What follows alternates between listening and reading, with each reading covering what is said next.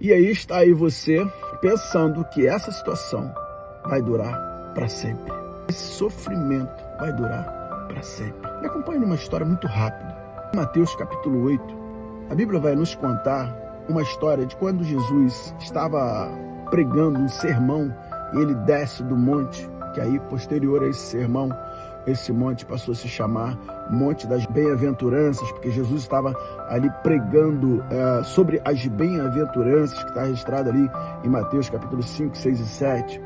E aí no capítulo 8 nos diz que Jesus estava descendo esse monte e foi abordado, na verdade, por um leproso.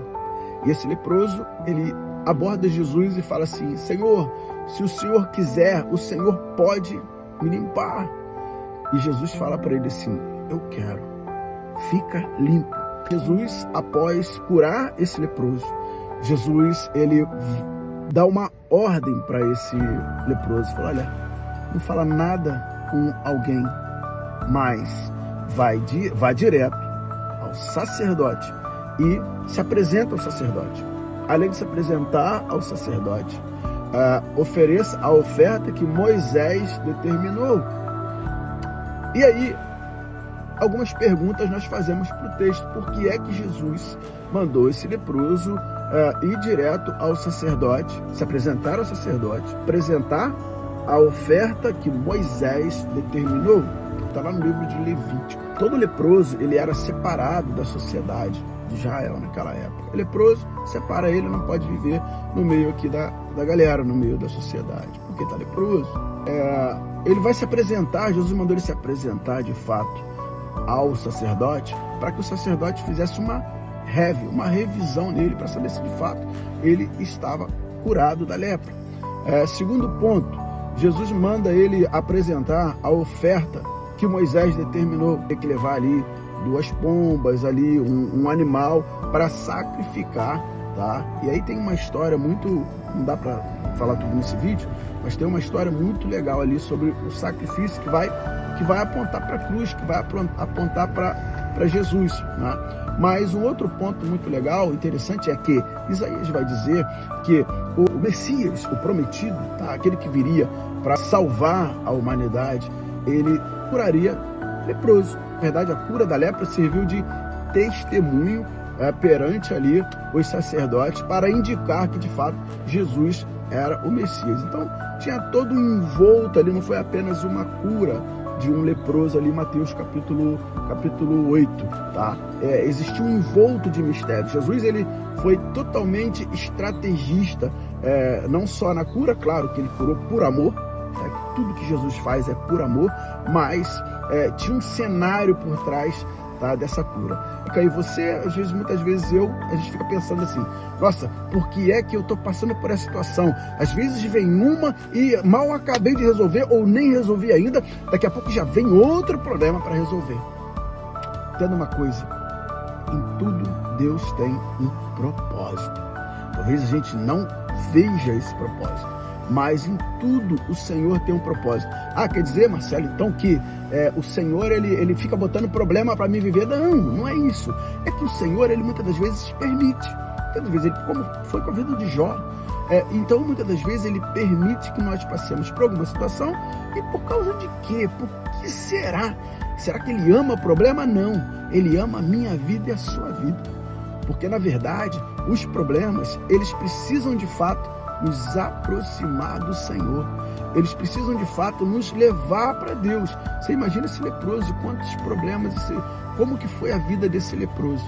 Esse cara, ele foi de fato excluído do hall de todos os amigos, da família inclusive. Todos os abandonaram. Ele ficou abandonado. Agora você imagina ele, depois que Jesus passa na vida dele e cura ele com a pelinha lisinha, com a pelinha bem bonitinha, né? Indo até o sacerdote e todo mundo: mas era esse cara aí que era o leproso, era esse cara aí, e ele bem de boa, bonitão lá, mas eu tenho que sim fazer aquilo que aquele que me curou mandou. É isso que eu tenho que seguir, é isso que eu tenho que fazer.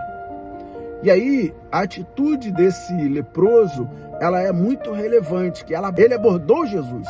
Ele falou com Jesus assim: Jesus, Senhor, Se o Senhor quiser, o Senhor pode me curar. Isso é o que? Isso é fé. Então nós precisamos colocar diante de Deus, entendendo que o Senhor, Ele pode fazer. O Senhor, Ele pode todas as coisas, porque o próprio Jesus falou, aquilo que é impossível para o homem, é possível para Deus. É possível para o Senhor. Então talvez você esteja remando aí, sozinho, sozinha, né, nesse problema, mas o que precisa fazer é abordar o Senhor e entender que o Senhor, ele de fato, Ele nunca nos desamparará. Ele fala na sua palavra, pode uma mãe se esquecer dos seus filhos, mas ainda que ela se esqueça, eu não me esquecerei de ti, diz o Senhor.